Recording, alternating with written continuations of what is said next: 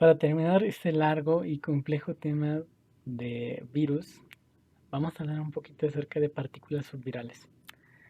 Am, Hasta la segunda mitad del siglo XX, o sea, después del 1950, los virus eran considerados los agentes infecciosos más simples.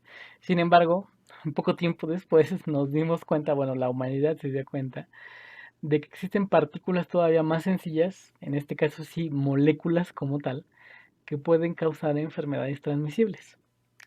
Y los tres tipos de partículas subvirales, bueno, unos como tal no son subvirales, pero es algo bastante interesante lo que hacen.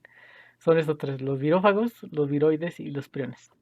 Hablando de los virófagos como tal, en realidad son virus. No podríamos llamarlos como tal partículas subvirales, pero lo quise meter dentro de porque son parásitos de virus. O sea, si lo queremos ver de alguna manera, no es correcto decir que son virus que infectan virus, pero sí virus que necesitan de otros virus para vivir y que incluso pueden perjudicar la replicación del otro virus. Entonces, lo que hacen este tipo de fagovirus, así les llamaron, es que dependen de otros virus para poder penetrar a las células. Entonces, normalmente estos son adenovirus que se asocian con adenovirus mucho más grandes que ellos para poder penetrar. En la imagen, aquí lo que están marcado con flecha son precisamente los virófagos.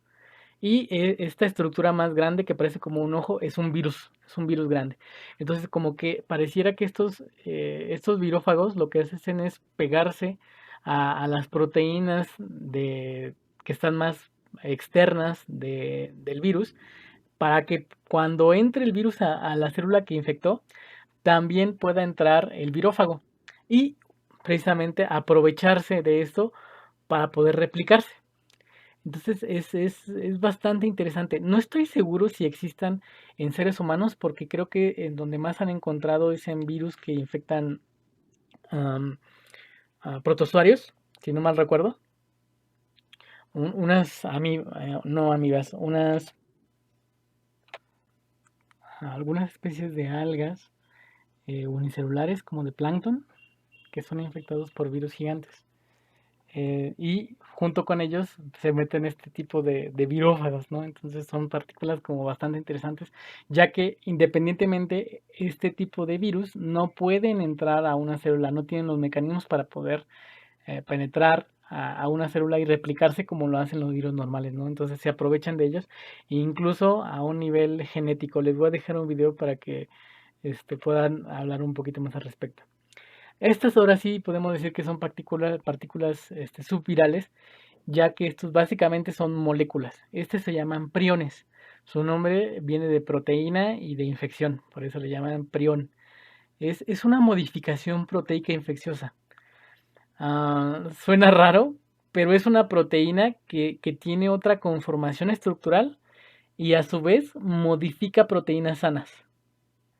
Entonces aquí por ejemplo en la imagen vemos en la parte de la derecha la configuración o la estructura de la proteína alterada y cómo está la proteína normal. ¿Okay? Entonces, este tipo de proteínas modifican la estructura de las proteínas normales para que tengan la misma estructura y esto puede generar problemas bastante complicados. De las cosas más importantes y de las cuestiones interesantes de los priones es que no pueden ser detectados por el sistema inmune, ¿no? A menos de que fuera hay porque también el sistema inmune podría detectar muy fácilmente a la proteína sana y producir una enfermedad pues autoinmune. Eh, También es muy difícil eliminarlas por métodos de esterilización, de los métodos de esterilización más comunes, por ejemplo el calor o incluso la radiación. Entonces son complicadas de quitar de los microorganismos de los organismos que tienen este tipo de estructuras, los priones. Y los más conocidos sobre todo son aquellos que afectan al sistema nervioso central. Uno de los ejemplos es el virus, o bueno, es el mal de las vacas locas, que es generado por una enfermedad que se llama encefalopatía espongiforme bovina. Y también hay encefalopatías espongiformes en los seres humanos. ¿Por qué le llaman espongiformes? Porque este tipo de priones lo que generan es como esta estructura pues como de esponja, ¿no? Que se ve aquí en la imagen, pero en el cerebro de las vacas o de las personas infectadas. Aquí les pongo precisamente una lista de diferentes enfermedades priónicas que tenemos tanto seres humanos eh, como en animales, ¿no? Quizás, como les digo, uno de los más conocidos pues es el mal de las vacas locas, la encefalopatía espongiforme bovina, pero por ejemplo, en seres humanos tenemos uno que es el Kuru, que se descubrió precisamente por rituales de canibalismo. O sea, al comer las proteínas del cerebro de personas que tenían prión, pues los que los ingirieron, pues también se infectaron con el prión y empezaron a tener problemas de encefalopatías. Igual hay de diferentes tipos, aunque todo es algo que se está investigando mucho en cuanto a cómo se pasa a este tipo de enfermedades, cómo poderles dar un tratamiento, porque pues es bastante complicado y complejo toda esta cuestión del tratar este tipo de enfermedades, ¿no? De priónicas. Y hay otro tipo de partículas subvirales, por lo menos para ustedes no les tiene que hacer mucho problema, que son los viroides, que son cadenas de ADN, de RNA, perdón, monocatenarias circulares no codificantes, o sea que no sirven para ningún gen. Y algunos tienen actividad catalítica, o sea, son ribosimas. Este, ¿Qué son lo que hacen este tipo de moléculas? Básicamente cortan ADN o ARN.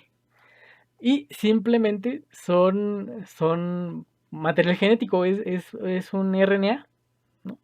Entonces aquí, por ejemplo, ponen un plásmido y al lado el tamaño de uno de estos tipos de viroides. Y hasta el momento solo se han descubierto en plantas. No se ha descubierto que alguna enfermedad sea provocada en seres humanos ni nada por sí. Entonces, como les digo, no es algo que les preocupe como fisiólogos, como futuros médicos. Pero pues sépanlo, ¿no? Que hay incluso RNA que puede causar enfermedades y que puede infectarse entre planta y planta. Entonces como les digo, este tipo de moléculas no son virus, son cosas más simples que virus. A este sí no tenemos ningún problema en decir que no son seres vivos o que no son organismos, porque pues o son proteínas como los priones o son material genético como estos viroides. Y bien, pues aquí terminamos por fin los temas de virus. Como siempre, si hay alguna duda y alguna cuestión que no se entendió muy bien, pues acuérdense de anotarlo, acuérdense de comunicarlo en las sesiones de retroalimentación y pues nos vemos en la sesión de retroalimentación por si quedó algo ahí que haya que platicar o comentar un poquito más.